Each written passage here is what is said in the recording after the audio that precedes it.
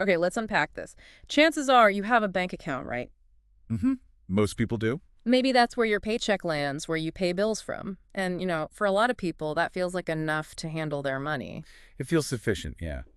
But what if that standard account is actually holding you back from building real wealth? Exactly. We're diving into some source material today that argues exactly that point. And it's from someone with some serious credentials, a CFA charter holder, former investment banker. We're talking over 10 years advising millionaires, even billionaires. Right, so they've seen how wealth is actually built, and they aren't just sharing, like, abstract theories. They're laying out actionable strategies, stuff you can actually do. Yeah, this expert really challenges that common idea that just, having a checking account is okay. They stress that building wealth isn't passive, it's active, it's personal responsibility. And their research zeroes in on the tools for that responsibility. Not just any accounts, but 6 specific types, they say, are absolutely essential if you want to grow your money into, well, potentially millions. The essential toolkit. So our mission in this deep dive is to really cut through the noise. We're going to extract the most important nuggets, maybe some surprising facts from this expert's material. So you walk away with a clear understanding of the system they propose for financial success without having to wade through everything yourself. Let's jump right in then. The source starts by emphasizing something crucial. Wealth building isn't some kind of magic trick or, getting rich quick. No, not at all. It's built on strategy. And the two non-negotiables they highlight, consistency and discipline. They literally call them your best friends on this journey. Right. You need a plan and you need to actually stick to it. And the source lays out the building blocks for that plan, starting with the first essential account. Which is the taxable brokerage account. Okay, a taxable brokerage account. Explain that a bit. Think of this as your direct link to the investment world. Primarily, we're talking about the stock market. Okay, so why this one first? Why is it foundational? Well, this expert states pretty clearly that investing is the number one, the single most powerful wealth-building tool available to individuals. Period. Because that's where your money can actually grow significantly over time, beat inflation. Exactly. It has the potential to grow exponentially, beating inflation by a good margin in the long run. Money just sitting there isn't doing that. That makes sense. But what makes a taxable brokerage account essential compared to, say, a retirement account? We'll get to those, I'm sure. The key differentiator here, according to the source, is flexibility. Big time. Flexibility how? Unlike many retirement accounts, which have pretty strict rules about when you can access the money without penalties, a taxable brokerage account generally has no contribution limits. You can put in as much as you want. Ah, okay. No limits. And, critically, you can withdraw funds anytime without penalty. Anytime, really. That's powerful. So it's not just locked away for decades until retirement. Exactly. The source highlights this flexibility as crucial for funding major life goals that happen before traditional retirement age. Like what kind of goals? Things like saving for a down payment on a home, maybe covering wedding costs, funding significant travel. And it's especially important, the source notes, for people aiming for early retirement. Ah, the FIRE movement, folks. Financial independence, retire early. Right. If you plan to stop working in your 30s or 40s, this is probably the account you'll draw from first, because you can access the principal and the earnings whenever you need them. Okay, that makes a lot of sense. So how does someone get started with one? Is it complicated? Not really. The source suggests popular providers in the U.S. like Vanguard, Fidelity, Charles Schwab. They advise looking for platforms with low fees, good customer service, easy ways to transfer money in. Standard advice for picking a broker. Pretty standard. But the real action isn't just opening it. It's about consistent contributions and, as they put it, investing wisely. Investing wisely. Okay, that sounds like a whole other topic.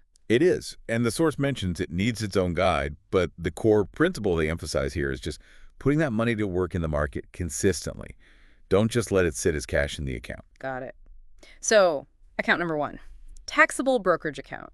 Flexibility, growth potential, great for midterm goals too. What's next on this essential list? Okay, this next one might seem less obvious at first glance for, wealth building. Yeah. But the source makes a very compelling case for it. It's the health savings account, or HSA. An HSA, a health account. Okay, now I'm intrigued.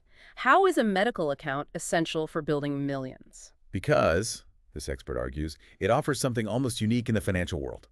The triple tax advantage. Triple. Okay, break that down for us. Sure. First, your contributions are tax deductible, Hmm. so the money you put in lowers your taxable income right now, this year. That's benefit one. Nice. Tax break up front. What's two? Second, the money in the account grows tax-free. Any interest, dividends, or capital gains your investments earn inside the HSA. Not taxed year over year. It just compounds. Tax-free growth. Okay, that's powerful. And number three. Third, if you withdraw the money for qualified medical expenses, and the list is pretty broad, those withdrawals are completely tax-free too. Wow. Okay, tax break going in, tax-free growth, and tax-free money coming out for things like deductibles, copays. The source mentions examples like Invisalign, glasses, surgeries even. Yeah, a whole range of qualified medical costs, so it's tax savings on three fronts. It's really quite remarkable. It really is. That's a serious advantage. And there's a bonus feature. The source really highlights this, kind of turning it into a stealth retirement tool. Ah, how so? After age 65, you can withdraw funds for any purpose. Doesn't have to be medical. You'll only pay ordinary income tax, just like a traditional IRA or 401k withdrawal. So no penalty after 65, even if it's not for healthcare. Exactly. No penalty like you'd face with early withdrawals from other retirement accounts before age 59 and a half. So it adds this layer of flexibility later in life. Okay, so it pulls double duty. Incredible tax advantages for health costs now, and it acts like another retirement account later on. What are the limits? Can you just pour money into this? There are limits. For 2025, the source lists them at $4,300 if you have health coverage just for yourself and $8,550 for family coverage. These numbers tend to increase a bit each year. And what about employers? Do they contribute sometimes? Yes, and this is key. If your employer contributes to your HSA, that is absolutely free money. The source stresses making sure you're set up to receive that if it's offered. Free money again. Always take the free money. How do you get one of these magic accounts? You have to be enrolled in an HSA-eligible high-deductible health plan, or HDHP. Many employers offer these now. Right, that's the catch. You need the right kind of insurance plan. Correct.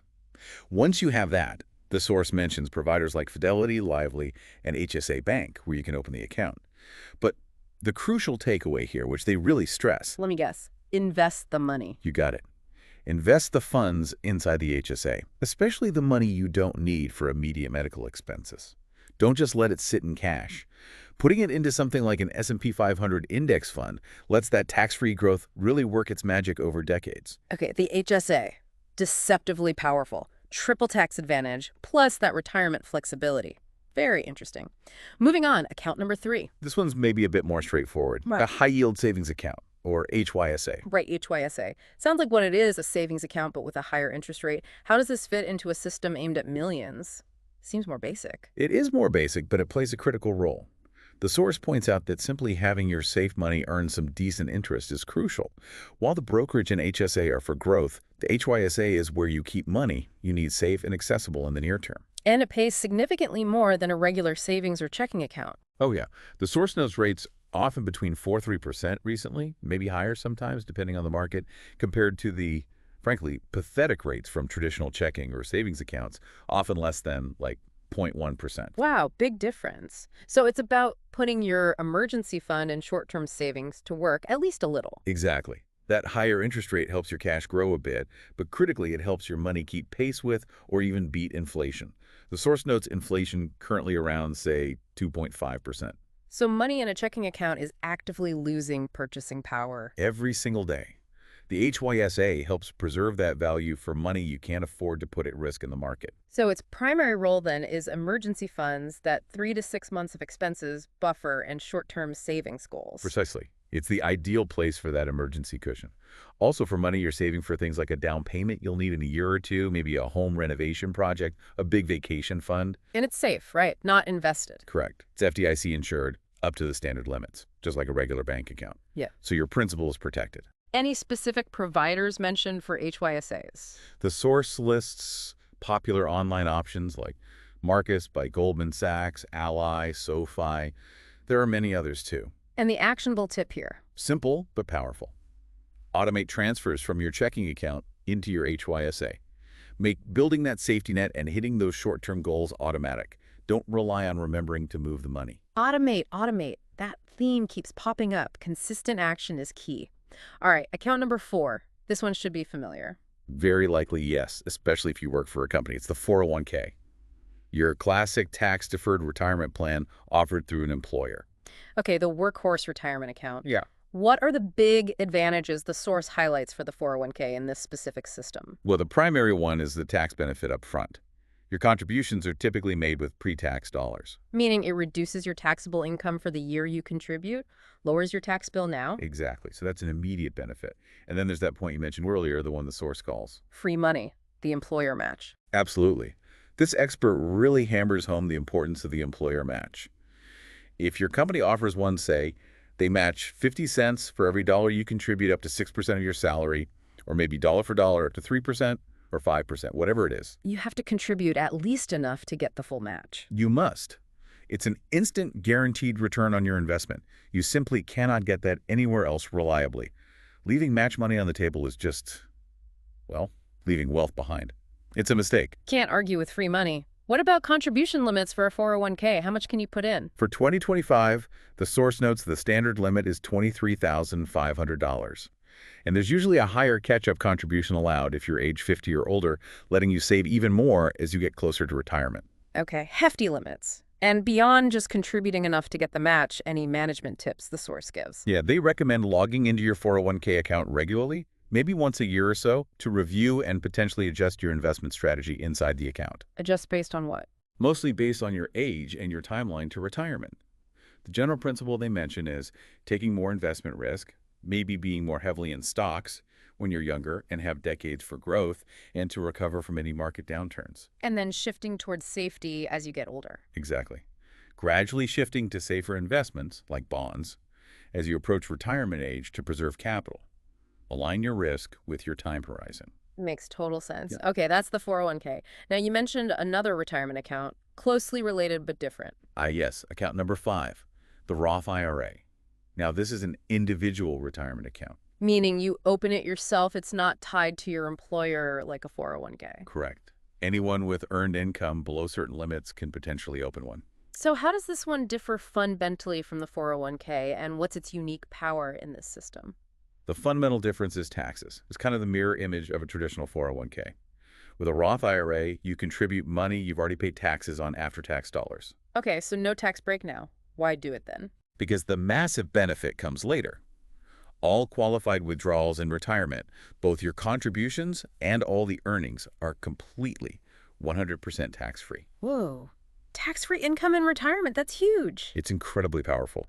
The strategy here, which the source emphasizes, is you're choosing to pay taxes now, potentially when you're in a lower tax bracket. Especially if you're younger or earlier in your career. Right. To enjoy that tax-free income later, when you might be retired and potentially in a higher tax bracket, or just value the certainty of no taxes. That tax certainty is appealing. Does it have other advantages? You mentioned flexibility earlier with the brokerage account. Yes, the Roth IRA has a unique flexibility feature too. That's another key advantage the source points out. Which is? You can withdraw your original contributions, just the principal you put in, not the earnings, at any time for any reason without penalty or taxes. Really? Even before retirement age? Yes, because you already paid taxes on that money. So if you put in $5,000 and need it back later, you can take that $5,000 out. This makes it less locked up than some other retirement accounts. Interesting. Any other perks? The source also notes that unlike traditional 401ks and traditional IRAs, Roth IRAs don't have required minimum distributions, or RMDs, in retirement for the original owner, giving you more control over your money later in life. Okay, lots of benefits there. What are the contribution limits on a Roth IRA? Less than a 401k, right? Yes, significantly less. For 2025, the limit is $7,000, or $8,000 if you're age 50 or older. That's the catch-up amount. And who does the source suggest this account is particularly good for? They really highlight young professionals, people likely early in their careers, maybe in lower tax brackets now, who expect their income and thus their tax rate to be higher in the future. In retirement? Pay the lower tax now, avoid the higher tax later. Exactly. And because you can access contributions, it's also seen as good for early retirement planners who might need some funds before that traditional retirement age of 59 and a half. Okay, so let's quickly recap the two big retirement accounts based on the source. Traditional 401k, tax break now, pay taxes on withdrawals later, plus that crucial employer match. Right. Pre-tax in, tax later. Roth IRA. Pay taxes now on contributions, but withdrawals in retirement are totally tax-free. Plus, you get flexibility on accessing your contributions. After tax in, tax-free later. The strategic choice often boils down to when you think your tax rate will be higher now or in retirement and how much you value that contribution flexibility and tax diversification. Got it. They serve different yet complementary roles depending on your situation. Precisely. Many people end up using both if they can. All right, we've covered 5 powerful accounts aimed at growing and protecting your money. Time for the 6th and final one. And this is the account pretty much everyone listening already has. But the source says most people use it, well, incorrectly from a wealth building perspective.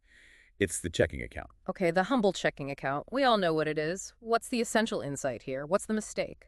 The biggest mistake, according to this expert, is treating your checking account like a savings or even an investment account by keeping way too much money in it, letting large sums just sit there. And why is that such a big mistake? Seems safe, right? It's safe for market loss, yes, but it's losing value in another way. Checking accounts earn next to nothing in interest. The source mentions rates sometimes as low as 0.07%, basically zero. Okay, yeah, that's not growing. And worse, with inflation running at, say, 2.5% or higher, the money in your checking account is actively losing purchasing power every single day. It's being eroded by inflation. It buys less tomorrow than it does today. So the smart strategy for the checking account within this 6-account system is? Keep it lean. Only keep enough in your checking account to cover your immediate bills and maybe upcoming expenses for the next week or two. Just enough for cash flow. And the rest. The source strongly advises automating transfers out of your checking account and into those other 5 essential accounts we just discussed: the brokerage, the HSA, the HYSA, the 401k, the Roth IRA. Ah, so the checking account isn't a destination for wealth, it's more like a train station. Exactly. Think of it as a necessary transit hub for your money. Your Yeah. paycheck comes in, bills go out, and then the excess immediately flows out to your investment, savings, and retirement accounts where it can actually work for you. That connects right back to the automation principle again. Make it happen automatically. The checking account is the starting line, but the finish line is those other accounts designed for growth or specific purposes. Precisely. Its purpose is managing transactions, day-to-day spending, not accumulating wealth. That happens elsewhere. Okay, so summing this all up then, the core strategy from this source, it isn't really about some complex financial wizardry. It's about setting up the right structure. Right. It's not magic. It's a deliberate system using these 6 types of accounts, and each one has a specific job to do in your overall financial plan. The blueprint seems to be, first, open these accounts. And the source says, don't feel overwhelmed, right? You can start with just 1 or 2. It's exactly. Start somewhere. Then, second, contribute consistently. That automation piece we keep mentioning is highlighted as absolutely critical to make sure this actually happens month after month. Set it and forget it, basically. Third, maximize your margin. That's the difference between your income and your expenses. And the expert's principle is clear. Invest the rest. Put that difference to work in these accounts. Fourth, maximize those employer matches. We said it before, but it's worth repeating. Don't leave that free 401k money on the table. Seriously, it's the best return you'll ever get. Fifth, review and adjust your investment risk periodically in your longer-term accounts like the 401k and maybe the HSA, depending on your age and goals. Stay aligned with your timeline. And sixth, keep that checking account lean. Channel the excess funds into the accounts designed for growth, tax advantages, or safe, higher interest saving. Consistency and discipline, back to those 2 words, are the engines that drive this whole strategy once the structure, these 6 accounts, are in place. It really sounds like building a financial machine, where every dollar you earn is intentionally directed to work for you in the most efficient place possible, not just sitting idle. That's a great way to put it, an intentional system. Okay, so we've really unpacked the 6 essential accounts according to this expert source. The flexible taxable brokerage account, The incredibly tax-advantaged chameleon, the HSA. the safe and inflation-fighting high-yield savings account, The employer-boosted 401k. the tax-free retirement powerhouse, the Roth IRA. And finally, a strategically lean checking account acting as the central hub, not the storage unit. The core message that really resonates from the source material is that building significant wealth isn't about luck or hoping it happens. It's a strategy. It's something you actively implement. And by understanding and consistently utilizing the specific strengths of these 6 accounts, you're actively taking control of your financial future. You're putting yourself in the driver's seat. The final advice echoed throughout the material is simple, but I think pretty profound. Start early if you can, but start regardless. Stay consistent with your contributions and your strategy. And you will watch your money grow significantly over time. Compounding is powerful, but it needs time and consistent fuel. And this expert leaves us with a really powerful final thought, one that kind of makes you pause and consider the opportunity right in front of you now that you have this information. Yeah, they basically say, I wish I had known this sooner, and now you do too. Makes you think, doesn't it? What could applying this knowledge starting today mean for your future?